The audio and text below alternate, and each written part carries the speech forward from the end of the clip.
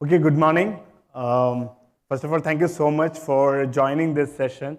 I think this is a very interesting topic. What marketers can do, one thing, right, that can move needle for all of us, right? Though the icons are not mine, but yeah. So as marketers, we are pulled in every distraction, right? There are websites that needs to be revamped yesterday. Then there are digital campaigns that need to go live. Then there are events that needs to be registered, right, planned. And of course, you have teammates who call you and then tell you that there is a distant cousin who is coming or going to US or some other international location. So we are pulled in every distraction, and at the end of the day you also have to maintain all these reports from cost of MQL to cost of SQL to how much you are spending, how much budget we need to optimize, all of that. And if we are able to control all these balls seamlessly, then there is something that world throws at you, in the form of pandemic, in the form of quiet quitting, in the form of slowdown. So for marketers to stay sane, right, we have to be organized and rely on technology, right? I'm going to start with a story, right? So, once upon a time, there was a marketer.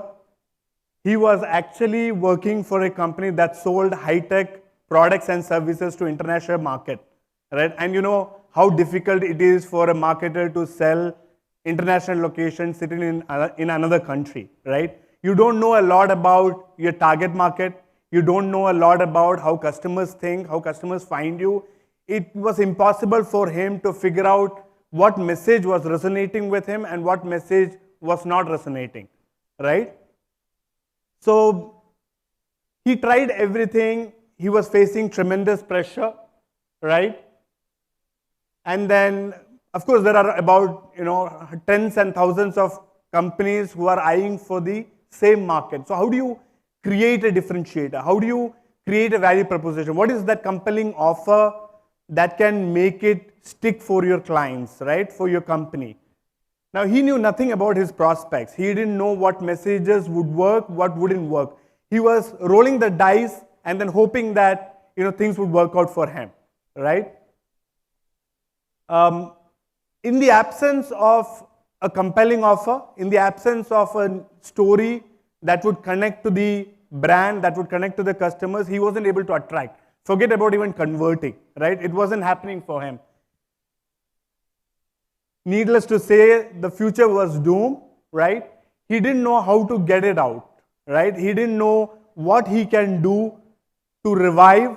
He didn't know what he can do to connect with his customers.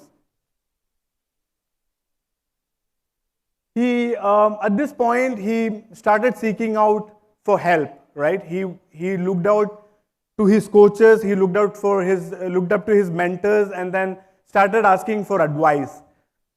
When he approaches he finds a marketing guru, and when he approaches his marketing guru, he asks the same question: what do you know about your customers? And he says that, hey, I know that they are in the international market and there is a pain point that my product solves. But he wasn't able to add any substantial information to that. Then the guru asked, what message resonates with your target audience? He didn't have data for that. He said, okay, when your salespeople speak, what do customers tell you? He didn't have answers to that too, right? He was gone, right? He didn't have any clue what was happening to him or to his campaign. At that point, the guru said, okay, you know what? Go back, right? Pay attention to what you're doing, and then come back to me after 2 weeks. Now, naturally, the marketer was dejected. He was disappointed because he came here with a lot of expectation. He came here with, thinking that, okay, I'm going to get a silver bullet today. That's going to solve all my problems, right?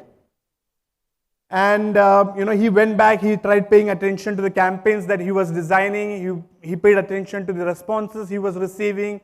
But he didn't make any progress. But he was waiting for those 2 weeks, when he can go back and meet the guru.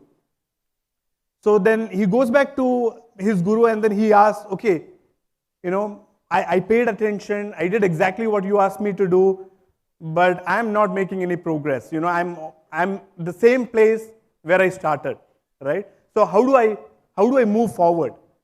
So Guru says, okay, if that's the case, you have to go back again. Now this marketer has lost it, right? He's like, boss, I have already spent a lot of time. My career is stagnant. We have our reviews coming up. I'm launching my product and you have to help me. The Guru kind of feels sorry for him. And then he introduces to 4 treasure chests, okay? And then he goes about saying that, I am going to introduce you to these chests, and then I'll tell you how this will add value to your marketing campaigns and your marketing operations. The first chest that he introduces, he promises that it will help you to understand the audience, your online behavior. How does the customer or the prospect behave on your website, on social media, or across your products, right? And then he talks about, I'll also tell you, what sources work for you and what sources doesn't work for you, right? The attribution, right? And then what messages or ads work for you, right? Now, at this point, there's something that the Guru adds, and it is not anything that you don't know already.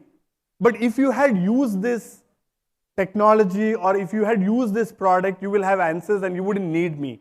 Now, he's at this point, so this is just an example of some of the tools that he can use to analyze and understand the behavior and attribution, right?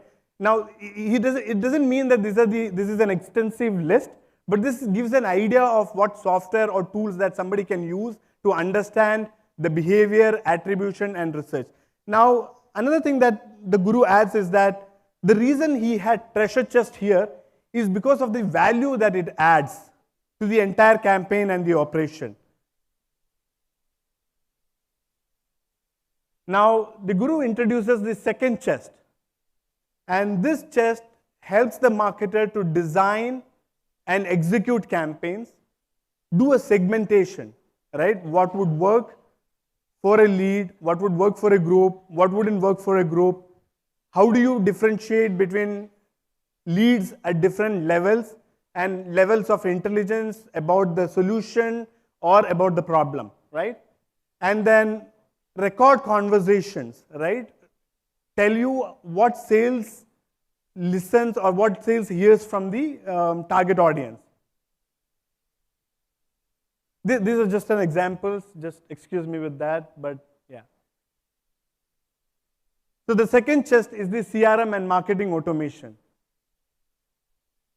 Now the third chest is, so one of the questions that the Guru asked is, how do you figure out, what your sales is sending to the customer, right? Or have you had people reaching out to you, where is the latest corporate presentation? Or, which brochure should I use? Or, where is that customer testimonial, right? So the Guru wanted to create a platform where he could collaborate, share, manage roles, manage privileges, expiration, right? Archive outdated the content.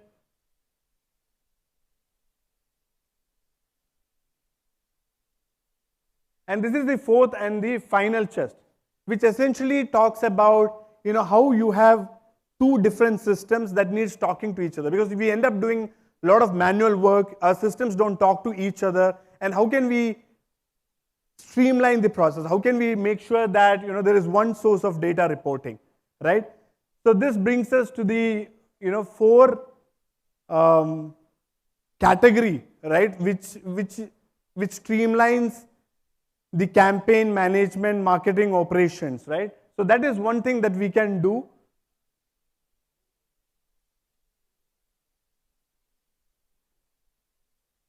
Right. So, what one thing marketers can do to move the needle, deploying marketing technology, right? How do you use your technology across different operations so that you're able to get more out of every investment that you're making? So that's all I have for you today. Thank you, but I'm willing to take any questions if you have.